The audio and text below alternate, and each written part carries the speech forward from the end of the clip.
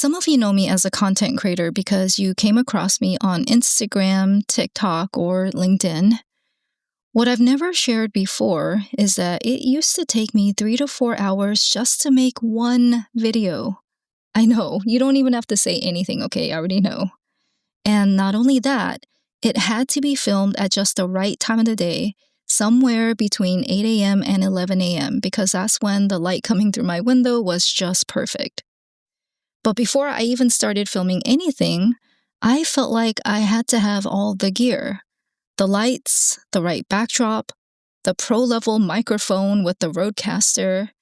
I also had to make sure that my hair and makeup looked good, right? I had to put on a cute outfit and be in the right frame of mind. And of course, I had to know what to say. So I usually spent an hour just on that part. After all of that work, figuring out what to say and how to look, I was often exhausted. I had no energy left to film with, so then my videos ended up super weird, or I'd try to do retakes, which was even more exhausting. I thought this is what it took to make good content. I thought I was doing the work.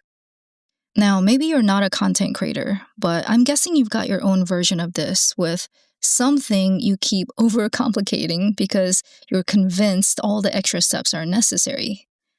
Today, I'm sharing what it took for me to figure out that all of my extra steps were actually the problem, and what I do now to catch myself before I fall back into it.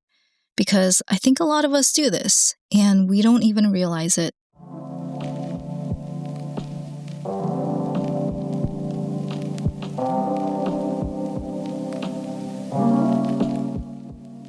You're listening to This Is How You Think, the show that remodels your mindset. I'm your host, Jewel Kim. Let's dive in. So back in the day when I first decided to start making videos for real, the first thing I did is study how other people do it. So I'm watching creators on YouTube and TikTok, and I'm admiring how knowledgeable they sound, and they look so good and really professional. So then I'm thinking about how I look and what I'm wearing and how my space looks and whether the lighting is hitting just right. And don't forget knowing exactly what I was going to cover in the video. Again, this felt like what I was supposed to be doing. Like this is how real content creators show up. And I guess it's kind of like how I approach packing for a trip, where you keep throwing more stuff into the suitcase because you think you might need it. Like another 2 tops or a dress or more shoes just in case. I'm visiting my parents in Alabama this week, so packing is kind of top of mind. And can I just say that this might be the first trip I haven't overpacked because I actually had extra room in my luggage? OMG. Anyway, me and overpacking for everything I might need was what I did with content. Every extra bit of effort felt necessary, and I didn't see that the suitcase was becoming impossible to carry. So that was me for like the first 5 months on TikTok. And then one day, I was running late to go hold office hours, and I hadn't done my TikTok for the day yet. I had about 15 minutes before office hours started, so I rushed my TikTok and pushed out a 35-second video in about 10 minutes. I was like, not my best, but whatever. This is sloppy, but hey, at least I did it. That video broke 100,000 views. And up until then, the most I'd ever gotten was 23,000 views. And most of my stuff, to be honest, got more like 2,000 to 5,000 views. So you can imagine I was shook. I was like, seriously? The one that took me 10 minutes is the one that gets traction? So then I'm thinking, okay, I'm no dummy. I'm going to do this more. But when I tried to do it, it was hard. I don't know if you've ever sat down and made video on a regular basis, but it's kind of hard to put out 30-second videos and also make it useful. Long story short, I tried to do more quick videos, but then I kept sliding back into the old way of doing things, like writing everything out and trying to teach people everything I felt like they needed to know about a topic, and just spending overall a whole lot of time. Another 2 months go by. I am growing on TikTok, but it's pretty slow. And some weeks I actually go backwards because I lose more followers than I'm gaining. So finally, I hired this TikTok coach to do an audit. He's really great, by the way. His handle is at Jackson's Tips if you want to look him up. Jackson tells me to stop using the backdrop, the lighting, and just go natural because the setup just doesn't fit the TikTok vibe. He tells me to film wherever I feel most comfortable in my house. I look at his feedback and I'm like, yep, that makes a lot of sense. But then I just went right back to what I was doing because honestly, it's hard when you've established a routine to just change it up. It feels really weird. And I can also be hard-headed. I'm not the person who knocks the vending machine over on the first try. It usually takes me a little bit of rocking it back and forth before I finally get it. So I keep going the old way for another 2 to 3 months. And little by little, I'm integrating his feedback here and there, like a little sprinkle of salt and pepper.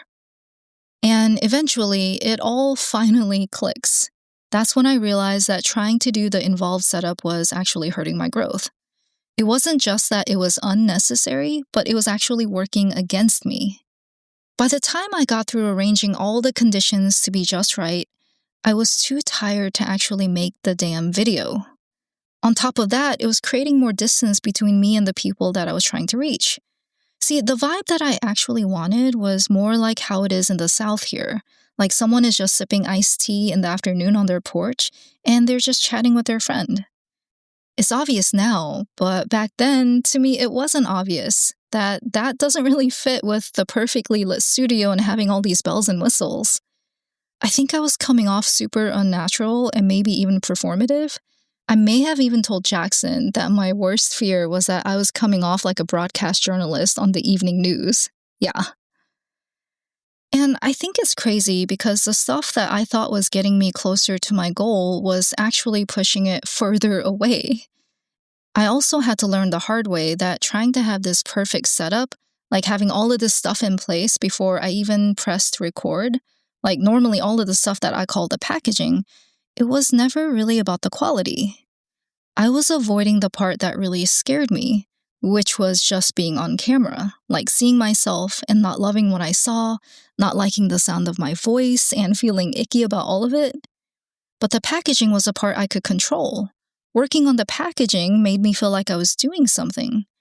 And unfortunately, it was eating up all the energy that could have gone into putting in more reps on the content itself, which is the only thing that would actually make me better at this. So I was getting some reps in, like it wasn't nothing, and the reps were super cringy for sure. Like those earlier TikToks are still up on my account if you're willing to scroll that far back. I don't love seeing them, but I'm not taking them down because they're my reminder that there's only so much confidence you can build through preparing. At some point, you gotta go out there and let the cringe just hang out, because there's no other way to do it. And I know the cringy part sucks, it really does. But I also found out that the more I showed up and did it, the faster I got it over with. So these days, whenever I start feeling like I'm about to overcomplicate things, or let's be honest, I might already be overcomplicating something, I ask myself, is this the simplest way I can do this and still meet the goal? Usually my answer is no, and there's at least a few things I can strip out of the process. It's been slow, but pretty steady growth, so I'm happy about that. I've had people tell me they love my videos and they stop scrolling to watch them on LinkedIn, and lots of people have reached out to say that I seem really comfortable on camera. I will say that I am more comfortable on camera, but definitely not 100%, and honestly, I still feel a little cringy and awkward most of the time. I've just accepted that it might keep going that way, and I'm okay with that. That's just how it is for me. And it's not that I love being awkward on camera, but I decided that I want to build a brand more than I hate being awkward on camera. Like, being awkward is not a good enough reason to stop doing any of this. And I know that I can't keep going if I keep making it harder for myself. So no matter what I'm doing, my one and only goal ever is to make it simpler, easier, and more natural for me, because then I know I can keep putting in the reps. Oakley dokley, that's it for this week. If you know someone who's been stuck in preparing mode and they're not putting the thing out there, Would you send them this episode? Or if this is you, feel free to drop me a comment and let me know what you think. You can reach me on LinkedIn or text the link in the description. As always, thank you so much for listening. And remember, I believe in you. See you next time.